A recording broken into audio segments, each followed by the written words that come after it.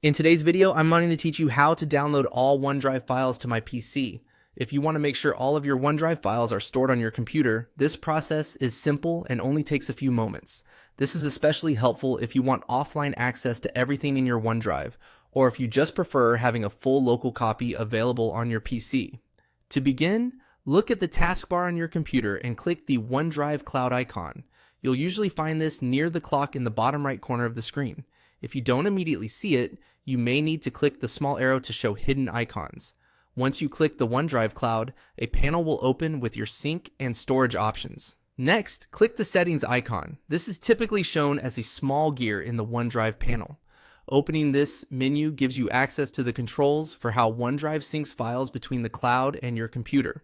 If you've never adjusted these settings before, this is where the most important options are located. After that, go to the Account tab and click Choose Folders. The Account section is where OneDrive lets you decide which folders appear and sync on this specific PC. When you click Choose Folders, a new window will open showing the folders currently included in your OneDrive setup.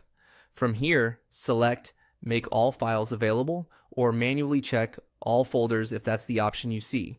This tells OneDrive that you want every folder included on your computer instead of syncing only a limited selection.